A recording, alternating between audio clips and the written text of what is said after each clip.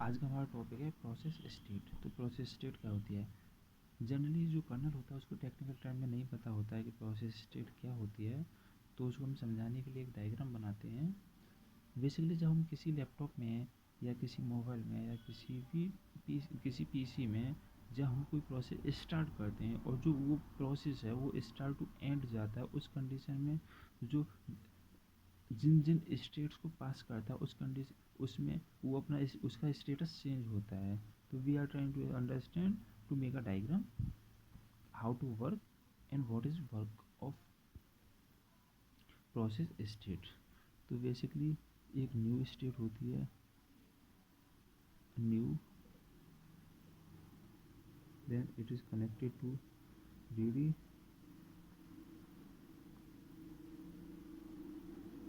it is also connected to running,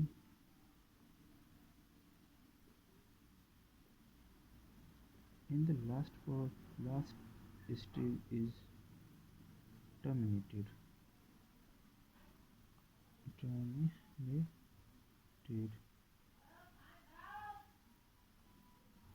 And ready and running are connected to wait and block.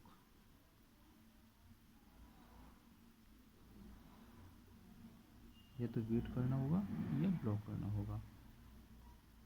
ये running command देती है जो कि ready तक जाती है।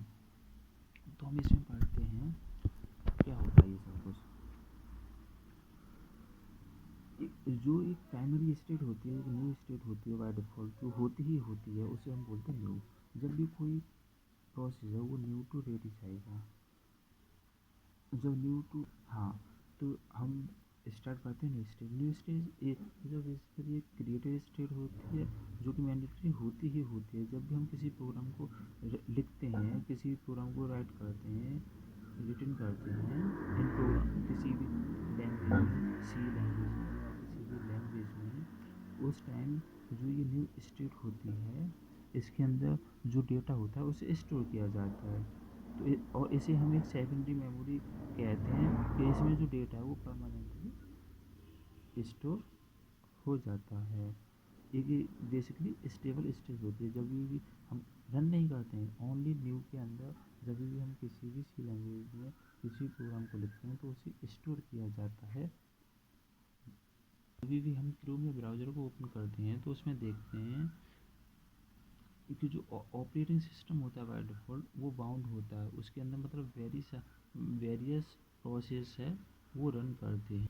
देन हम जो भी क्रिएटेड किया हुआ जो जो न्यू स्टेट होती है उसमें से जो प्रोग्राम होता है उसे पॉप करते हैं। देन उसको न्यू स्टेट में ट्रांसफ़र करते हैं लाइक अ रेडी स्टेट को हम एक एक्टिव स्टेट में कहा जाता है। इट इज़ अ क्यू, ये एक क्यू होता है।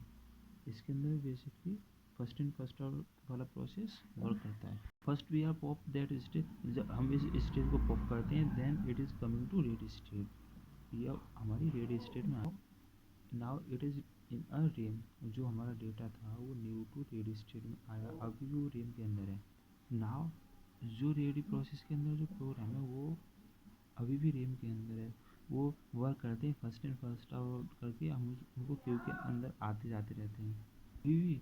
बट अभी भी बहुत सारे प्रोसेस हैं जो कि सेकेंडरी मेमोरी के अंदर स्टोर हुए हैं।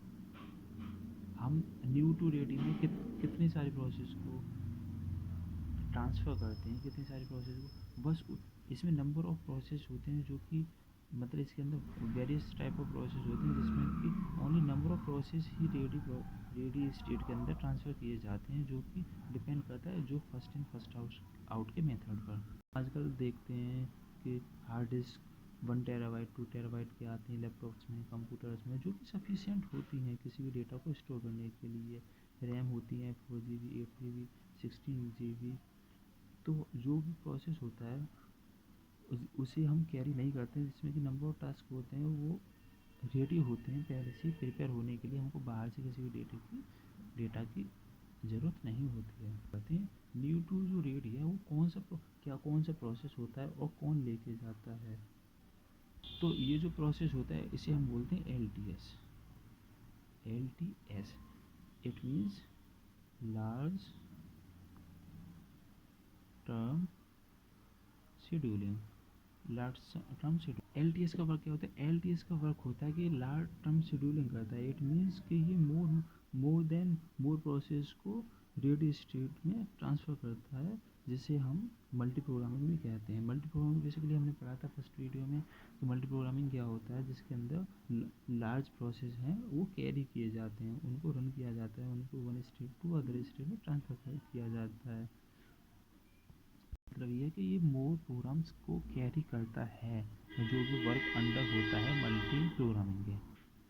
बेसिकली हमको बहुत सारे प्रोसेस होते हैं जिनकी ज़रूरत पड़ती है रेडी स्टेट्स में लाने के लिए, बट इसका मतलब ये नहीं कि हम रेडी स्टेट को फिल करना चाहते हैं। हमारा बेसिकली ये है कि उसमें जितने भी सारे प्रोग्राम्स हैं उनको एग्जीक्यूट किया जाए, देन टर्मिनेट किया जाए। एवरी प्रोसेस होता है उसे ज़रूरत होती है एक CPU की, कि उसको CPU मिल सके, देन वो एग्जीक्यूट करके टर्मिनेट हो जाए। Now we are some process हम अभी सम प्रोसेस को शेड्यूल करेंगे, डिस्पैच करेंगे इन रनिंग स्टेट्स में, तो हम इसको क्या कहेंगे?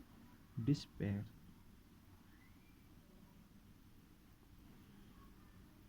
जो भी हमारा डिस्पैच, ये डिस्पैच होते हैं या शेड्यूलिंग बोल सकते हैं, इसको शेड्यूलिंग भी बोला जा सकता है।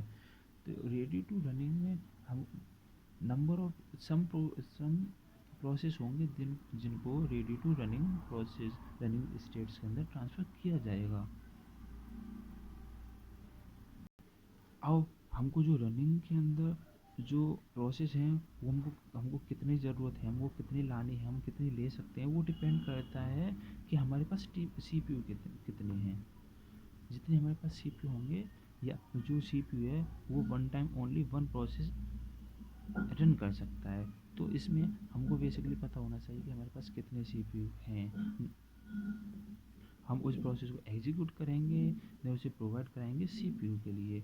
बट अगर हमारे पास यूनिक्स सिस्टम है तो हम जानते हैं कि यूनिक्स में हमेशा एक ही CPU होता है, जिसमें कि अगर हमारे पास कोई मल्टी सिस्टम प्रोग्राम है, कोई गेट सिस्टम है, कोई एडवांस टेक्नोलॉजी का सिस्टम है जिसके पास मोर एंड मोर CPUs हैं जो कि वन टाइम या काफ़ी सारे प्रोसेस को रन कर सकते हैं, then we are uses a parallel processing. But अगर हमारे अकॉर्डिंग टू सिलेबस हमने देखा है कि इसमें हमको ओनली एक यूनिक्स सिस्टम प्रोवाइड किया गया है, तो दैट्स मीन्स हमारे पास ओनली एक ही CPU है।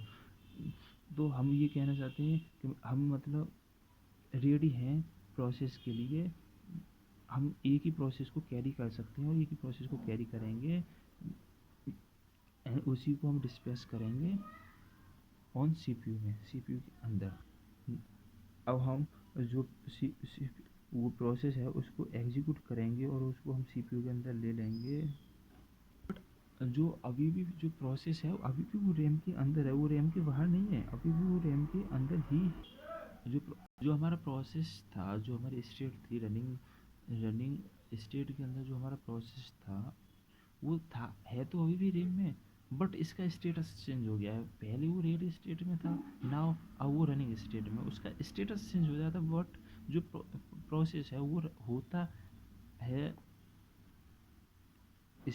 प्रोसेस स्टेट्स के अंदर ही रहता, वो रैम के अंदर ही है। तो now it has a new address, new place, जो कि CPU एग्जीक्यूट करेगा, बट ये ओनली वन प्रोसेस को ही रन करेगा if multi process then multi programming run.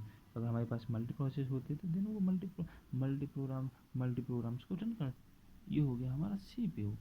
तो नाउ जो रनिंग प्रोसेस के अंदर जो प्रोसेस है वो रन करेगा step by step, first step, second step, then third, then fourth, then वो कंप्लीट हो जाएंगे और process, then it is a terminated, it is a final stage, जिसे हम फाइनल स्टेट भी बोल सकते हैं, टर्मिनेटेड स्टेट भी बोला जा सकता है। Then it is terminated, it means terminate means is a deallocation, कि इसका डी एलोकेशन हो गया।